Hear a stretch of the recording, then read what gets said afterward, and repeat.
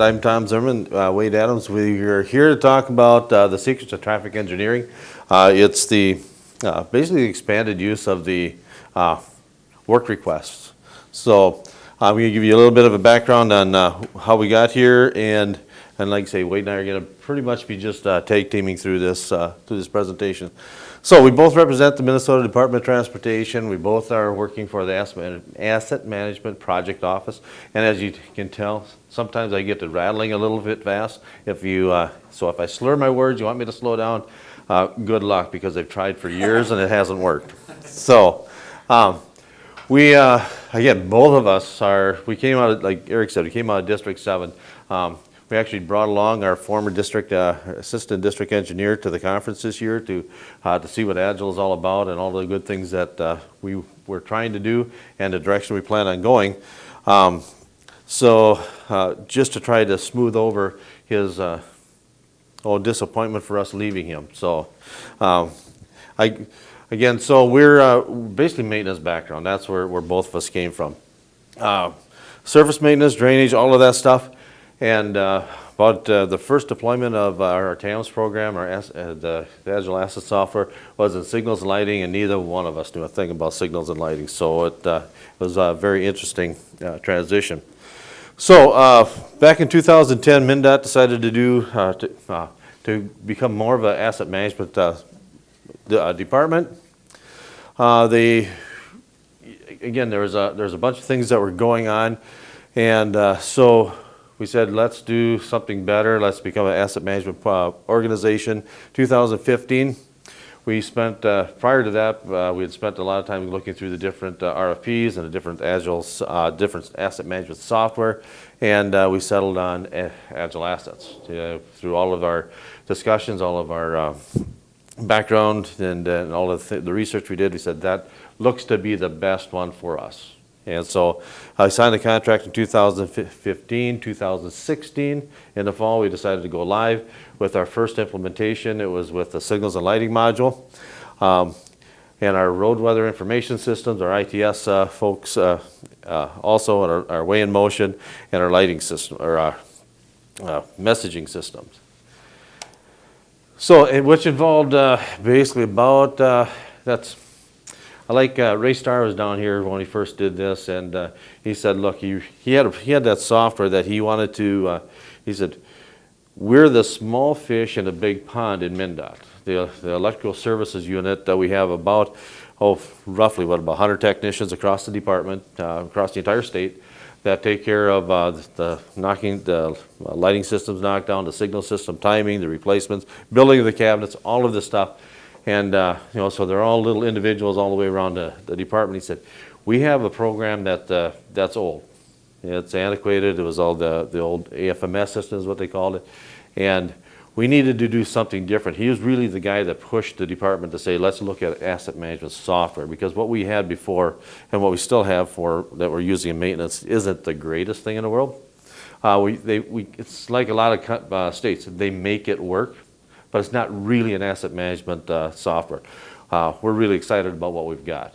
But with his comments, that small fish, big pond, if we wait until you guys do this in maintenance, which is 1,200 users, it'll never get to us. So he raised his hand up and he said, let's go with this. So we went plowing ahead when we got started with the signals and lighting folks.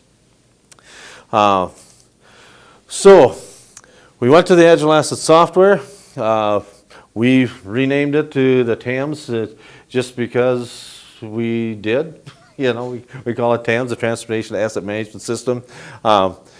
We are, like I have written up here, as to be expected, whenever you go into a new software, whenever you introduce something, a new system and so forth, you're going to get people who are digging their heels and say, we really like what we had. What we continue to find, and which is this is one of the things that I enjoy when I go out and talk to people, saying, TAMS is coming, this is what we're going to be looking at, this is what we're going to be doing in the future, but this is what we had. Okay, well, then we understand what you have, and then we sit and you try to do these scoping sessions or these planning sessions and all of these things, and saying, okay, we need it to do this, but we need it to do this, and can it do this, and we want this out of it, and you look at it and say, how did you get that information before? Well, we didn't, but we think we should be able to get this. This is the stuff we wanted. Well, 9 times out of 10, I'm looking at Eric because he was a lot heavier and a lot less stressed before he came to Minnesota, by the way. 9 times out of 10, we're able to say, yeah, we can probably get that, or it will do that.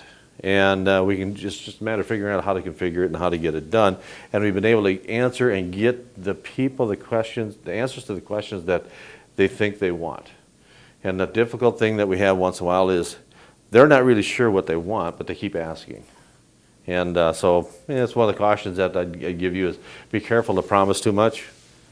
And he keeps telling me that all the time, Mr. Wade over here.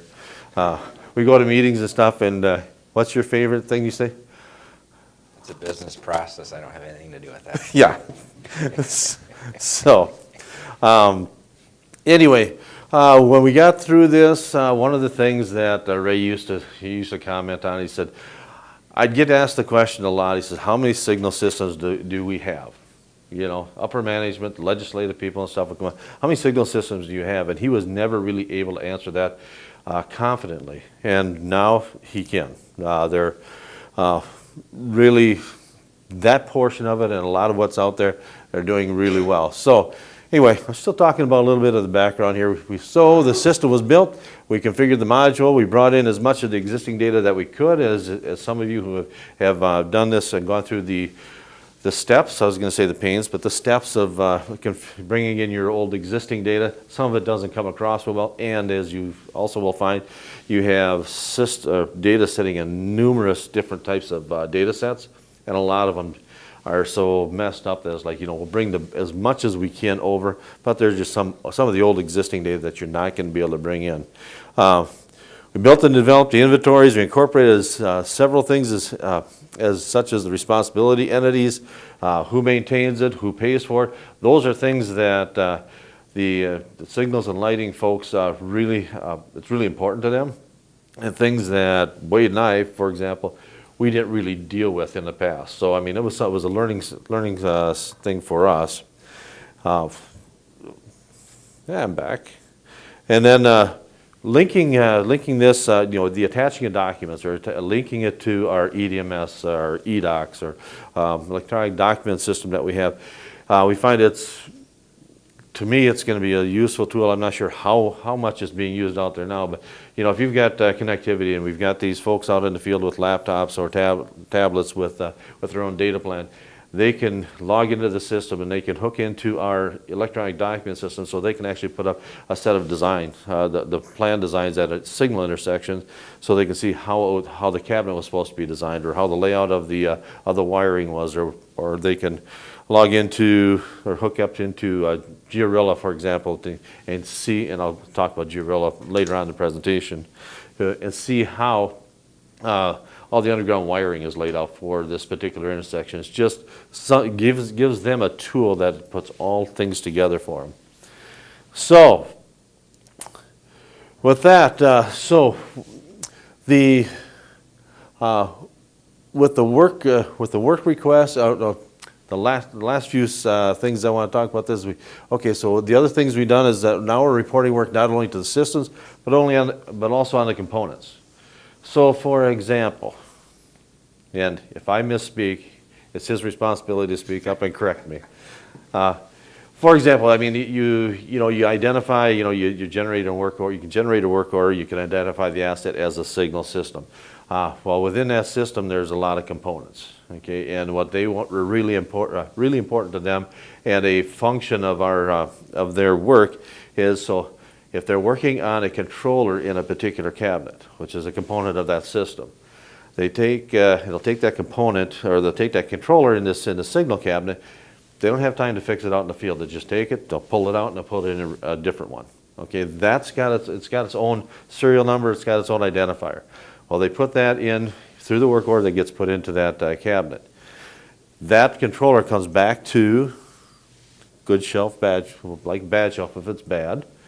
Go and they'll give it to the technicians who fix it, goes to the good shelf, it gets put back into a truck at some point, And that unit, that controller in that cabinet that used to be down in the southeast corner, say like in Rochester, Minnesota, if you're familiar with Minnesota, go down the southeast corner, that's where it came from, and it may end up in Duluth or Hibbing or something like that. And then the system is keeping track of that.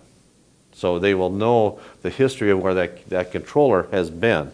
So those are the types of things that the system allows us to do and makes us kind of exciting. So. Yeah, and just to reiterate, the good shelf, bad shelves, we kind of set them up as a system, so to speak. So, you know, instead of going out to an intersection with a system, it's just a good shelf system. So all the components are stored there. Eric helped us bring this up to speed. Same with the bad shelf. It's just a kind of an infinite system sitting out there that has all these in it. So, long story short, perfect. So the TE request, and I find this, okay, so this is the world I'm not very familiar with. I was calling them technical engineering requests after we said they're actually traffic engineering requests, but nobody refers them to either one. They just say TE request, okay? So this is our definition of the TE request. It's the major modification done to an intersection or one of the systems that are out there. Like say, for example, when they're changing the timing or they're requesting a new cabinet and so forth, they will generate a TE request. And at this point, I'm going to turn it over to Wade. You're better versed because he visits with these people way more often than I do. Yeah, so it's they use it kind of like almost like an ordering. You know, if somebody outstate, so we have the metro area is Minneapolis-St. Paul. It's our biggest population area. That's where our office is located that will build the cabinets. They keep controllers. They kind of manage all that. So if somebody outside of the metro has a cabinet hit, they'll fill out a TE request, what they need in it. That goes up to our Snelling office in the metro. That's how they know that they need to build it. So the TE comes in. The supervisor there will write a work order, assign it to a technician in the Snelling office, and that's how the cabinet gets built. They send it out, the work order's closed, TE's closed, done. So it's really kind of streamlined. You know, like we said, we're not from this world, but the people that live in it, it's really streamlined their process. So it gets back to what we just heard from Montana. There's a huge savings, efficiency, all tied into this. So what do we got up here? Yeah, this kind of expands on what a TE request covers. New signals, if they're going to update a cabinet.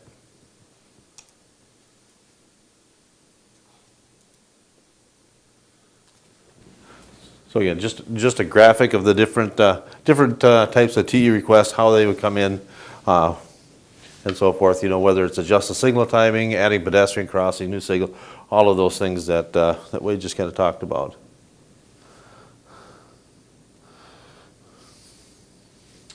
We got talking here. We're just basically talking about identifying the process of, the creating of the new signal system based on the asset inventory, the status of the new signal system has to be active, and some of that stuff that, again, this is coming right out of our manual. So those are when you're going to create a new TE request, these are the things, some of the steps that we keep in mind. Yeah, this is a perfect example of, it's been great to have Eric. He's got us to where we're at. We wouldn't be where we're at without him. You know, originally when we rolled this out, you had to have a system that was active to do a TE request. Well, that caused a problem because, when we're getting ready to build a system, our signal system, we need the cabinet out there to build it. Talked to Eric, said, hey, we can't create a TE request with, we don't have an active system, it's proposed. He made a quick adjustment, so now we can have a proposed system, we can charge a TE request out on it. So, that's one of the things we really like about the system is, with Eric's help, like Tom said, most of the requests we get, it can be done. little finagling here and there. You know, we've learned lessons too, though. We're careful not to implement every request because we've gotten some interesting things happen. But So what Wade was explaining before, we're not going to go through each one of these lines. We're just here just to show you the process that has been identified, all the things that they go through, and I think of when you're when you go to make one of these requests. This is kind of a summary of the screenshot of the TE request window that you end up seeing. yeah, and this is one of our lessons learned. So we're rolling out maintenance module in the middle of July to all of our maintenance technicians. So that's the 12 to 1,300 users. One of the first things, I mean, this was our first module that we rolled out. We don't need every data set that anybody's ever imagined. When we first built this, you know, we kind of hopped on the train and followed along the guy that led this. We have so many data fields that are blank because nobody uses them. They don't take the time to fill them in. They're not important. So going forward, we're really concentrating on just getting the data we need. I mean, granted, if everybody filled this out, it'd be great, but 9 times out of 10, you know, what's important to the manager realistically isn't going to get filled out in the field. So, like I said, going forward, we're really conscious of data that we put into the system, so we don't have that long list like this.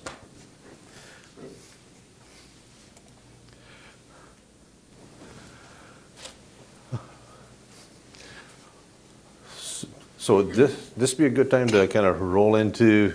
I'm just going to go through this slide, but then we're going to switch over to. I think you want to do some actual. Yeah, we can just show them what we have. We'll show them what we got before we get into much further. But anyway, so the work request, the stuff that we've done with them, it's MnDOT, especially they're used very. They're used very heavily in the first, we call it our first rollout, our first implementation with the signs and signals and lighting module. They're using work requests like crazy. We've talked in our next implementation, like Wade said, we're rolling out the MMS portion of it for the field staff or normal maintenance staff. Let's put it that way. This summer, and when we've been talking with the managers and the supervisors and superintendents across the department, we've been out, you know, telling them this is coming, this is coming, this is what you got to look for.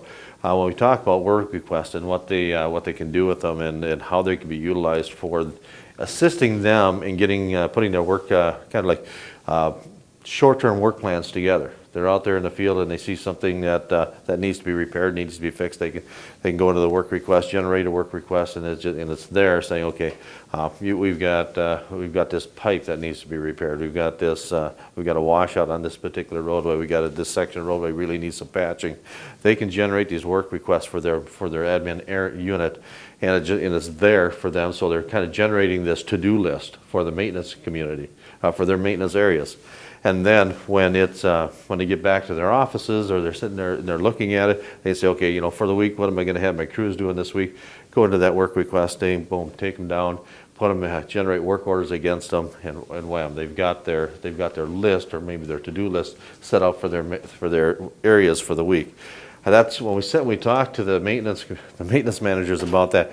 They get really excited about that because most of the time the sub-area supervisors, and from the world I come from, you know, every one of our maintenance supervisors, they know what they want to do up here.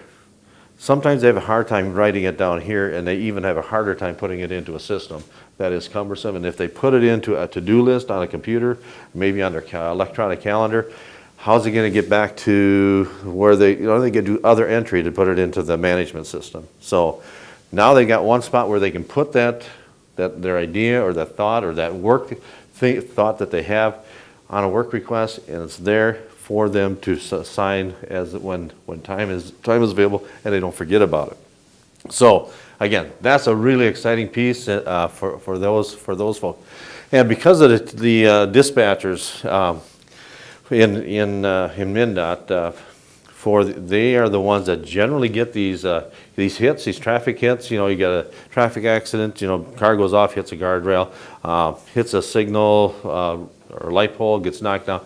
Our state, we got in the Metro Division, they got dispatchers who will take those calls, and they work kind of with State Patrol, and maintenance. MnDOTs, they got their own dispatchers, but they will hear these things. They will get them, and we're going to show you in a little bit how they can take that information and then get a work request generated for the electrical services folks to be notified to go and take care of that particular hit without actually being inside of TAMS. Because let's say most of them, they have no reason to be into the TAMS program to do anything other than generate or create a work request for information so the crews can go out and take care of stuff. And that is the GEORILLA thing that I'm talking about here. That it's a software, web-based application that's currently used in MnDOT for stuff, and we're going to give you a little demonstration on that. So before I go much further, I want to turn it back over to you, to Wade, and he's going to give you Let's see how it works. It's pretty slow. Which one? Yep.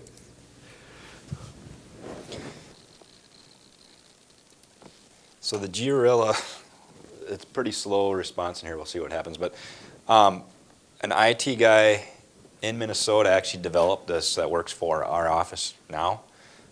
It's just a visual. You can't pull any data out of it yet. I think that might be coming. So he's a great asset to us. So he developed this all on his own. He has different assets in there. His main goal at the original was traffic. He worked in traffic in the Minneapolis-St. Paul area. And now that he's come into our office, he has added like hydraulics onto here. We have our TAMS work orders on here. Let's see, live demos. Let's see if this works. So let's see, just to show you some like our systems. I will try to bring up our signal systems here. See how long of a lag there is, but in the real world, it pops right away. They would have already been populated. So it's going to show you the signals right here. They'll show you wherever, right there we go. So the users come in here. You know, if we aren't on our mobile work manager yet for our maintenance. So our ITS signals, this is what they can use to help find their locations if this ever loads up. If it does load up, they can come in here and their TAMS ID for that signal system will be on here. So it's real easy to find. So right here, the number that you're seeing right here is the TAMS ID for the signal system. So they can come here, they can grab the 7-digit number, and they can populate their work order with that. So it really is streamlined, helping out with creating the work orders. Also, they can search by work order on the map here. If I don't have one on the top of my head, but they could put a work order number in here, and it'll take you right to where that was at for the location. So this is a great tool. It's inside of our firewall is the only problem. They can't use it out in the field unless they're VPN'd in. But for in the office, like out at that Snelling, like Tom said, a hit will come in, they'll call the dispatch, they'll create a work request. The supervisor takes the work request to the technician. If he doesn't know where that location is, he can pop it right up on here and he can search for that signal, find out right where he's going for the day. So, huge tool here. I think I should try to bring up the hydraulics. I was going to say, once you go to the show, they can generate work requests. Okay, let's see. I got to go to the TMC stuff. You can add lib while I'm loading this up. What's that? You can describe it. Yeah. See if it loads. So in I think it's under TMC, right? Yep. Okay, so under the Traffic Management Center, certain assets that we have built so far, when there is when something goes bad and they're in the field, and you can see all of the cameras that we have in the Twin Cities metropolitan area. So if one of those happens to get hit and they send a technician out there, or take it back, the technician isn't out there. The dispatcher gets a report that this camera, for example, isn't working, and they can zoom into it, and if you highlight and click on it, when this window pops up, what we've built and what we've done is, if you click on the little tool thing there, the wrench and the screwdriver, what pops up is the work request form. Now, it should, there it goes. Okay. What it will do, it will populate the location. It knows what type of asset it is. It knows what we called it, or the name of that particular asset. It'll give us the opportunity to go from a drop-down list to select the activity, the sub-activity, and if you scroll down, you're able to put in some other pieces of information that you want, and when it's all done, he goes bang. He hits the button that says Submit Work Request. It will go and it will generate a work request in TAMS.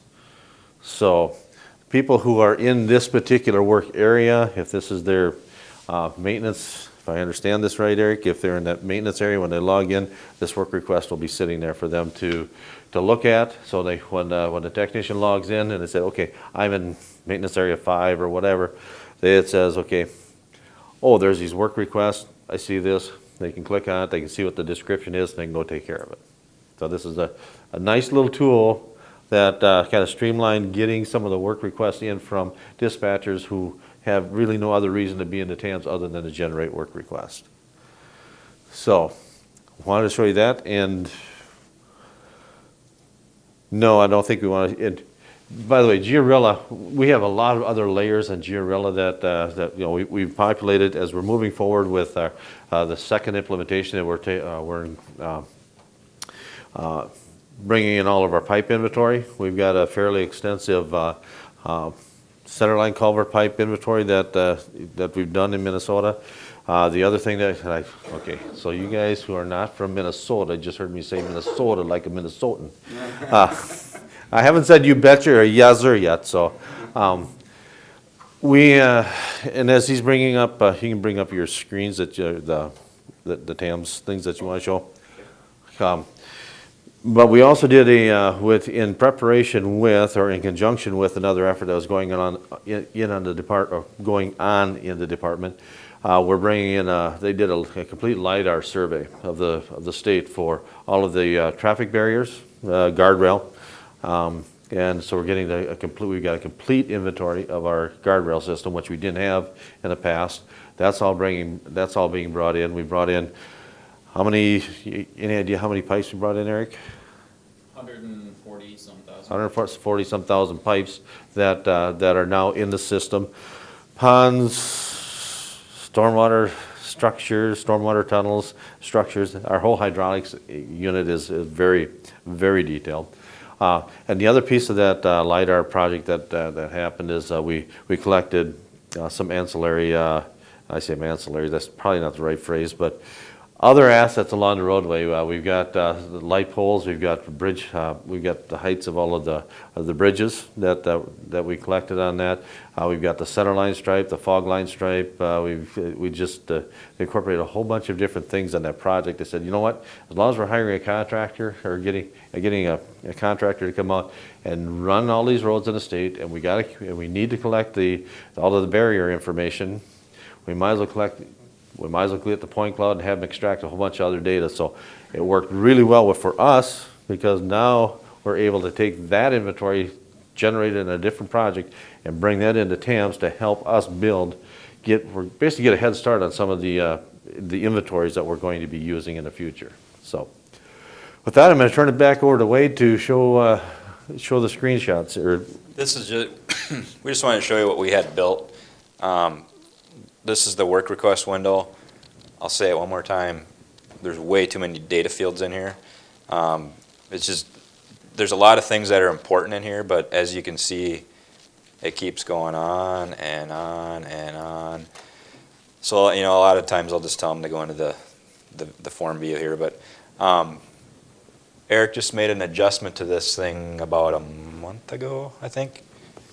We were having an issue where it was taking about 45 seconds to load.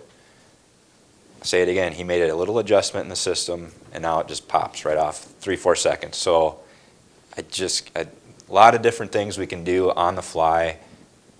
It's been a really good system so far for us. Let's see what else we got here, Tom. Talk about the code blue. Okay, there's GEORILLA. Screenshots of the GEORILLA, but because we weren't sure we were going to be able to hook up live, so we incorporated them in here. I think Okay, we talked about this a little Yeah, bit. I've already talked about this. Go to the next one. Work requests to do, again, that's just more of what I've already hit on this one. This is the one I wanted to talk about. We got about 5-6 minutes left. This was kind of, tongue-in-cheek, we were kind of calling this our code blue in Minnesota for a while, because this whole issue of damage restitution, how it's going to work and what needs to be done. The whole damage restitution process has been reviewed and looked and kind of revamped over the last several years. They were going to move forward and do almost a complete rewrite of a homegrown system that they're using for damage restitution. There's a lot of things that go into the whole damage restitution thing that I'm not going to try to get into here. But when I heard what they were doing and know that they might be doing a rewrite, we knew what TAMS was going to be able to do for us. I interjected myself into their business and said, look, we can do what damage restitution wants to do, only a lot simpler.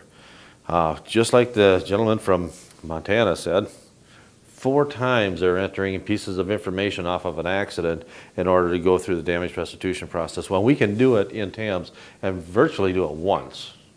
And it just doesn't make sense to continue perpetuating a system that is old, antiquated, and difficult to manage than when you can do it much more streamlined this way.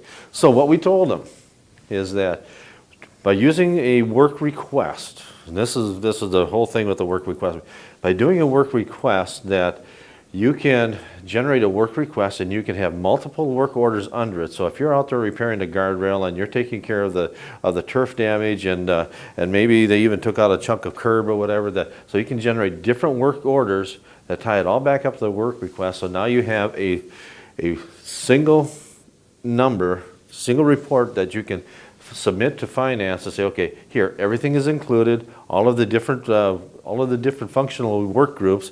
Our maintenance crews will be the ones that do the guardrail. Our bridge crew might be the one repairing the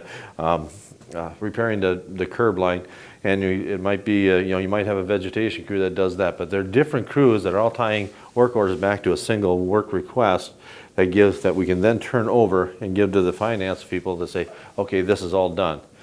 One of the things that we wanted to make sure we incorporated, we got the yellow tag or the ICR, incident control number, and now I think it's called APN or something. State Patrol keeps changing their acronym for the report that they give us to track these incidents. The one thing that we'd like to have it do, which we're hoping to come up with a solution, is that ideally, what we'd like to do is have one work request that can be tied to and reported against across modules. The vision that I had, actually, that we've talked about from the beginning on this, is that, for example, you get somebody goes through a guardrail. They take the guardrail out, they knock down a light pole, and on that light pole there is a sign. That's 3 different modules. You got the signals and lighting module, you got the maintenance manager, and then you've got the sign module. So getting the work request to go across all 3 modules would be ideal. So then we can generate one work request that has the particular yellow tag number on it that can tie all these things together. I mean, so they can see that, but you got a work request that gets sent out, the maintenance people can do their thing, the sign folks can do their things, and the lighting people can do their things, and when it's all done, we can roll it up into one work request, say this work request has been completed, we send it to finance, and finance says, cool, we can go and we can get the billing done. So again, that's our vision, that's something that we hope to be able to make work, and it's really good. And so I was gonna go through all of this, but in the effort of time and because of the size of the printing and stuff, that was the complication of the work request process that we have. We had, the Kircher Group actually came up last fall, and we went through the whole business process re-engineering for the how we're gonna handle work requests. And it was quite an exercise. But we think we've got things pretty well under control to where the phase 3 of release of TAMS 2 for us is gonna be starting June-ish. And we're gonna tackle this work request thing, and we're gonna get it done. We're gonna get it figured out and make people's lives a lot easier on getting the tracking and getting the recuperation of the money. In MnDOT, I think they're talking in the neighborhood of $5 to $8 million a year is what we're right now recuperating from damage that through the restitution process. Anything to add? Nope. We got everything Questions, comments? Anything you want to know that we haven't covered? Yeah. So everything goes through. So in your processes, everything starts with a work request. That's the business process and the model that we're trying to incorporate. Yes. So even your planning would be starting, if you had like a work plan, that would become first a work request and then a work order. That, you know, when we okay, I don't want to misspeak here. The supervisors and the frontline staff that are generating work orders, they'll still generate work orders on the fly. They'll generate work orders that aren't on the using the work request. We're just going live. This will be the first implementation of going live with the maintenance module. We're telling them that they can use the work request, that it's a good planning tool. Our vision is that as they get used to this and we see the value in this, and that we can make, as long as the program is handling it fine, that using work requests to tie work orders to would probably be the best thing. But that'll probably be more of a manager's kind of decision at this point. At least for the normal, I'm going to say for the normal routine work. And your work request page that you have, that's an internal, that's what you generated from GEORILLA. This is something that you guys developed or AgileAssets developed for you? we developed that. You did? Yep. And now they can still create it in TAM or Agile, obviously, but it was just a way for our dispatchers so they didn't have to hop into the system because they're never in there otherwise. So it was just quick. Yeah. They can do it. Now, they still go to the regular work request page when they're in TAMS. It's just for those who aren't. Right, yeah, Yep. okay. Any further questions?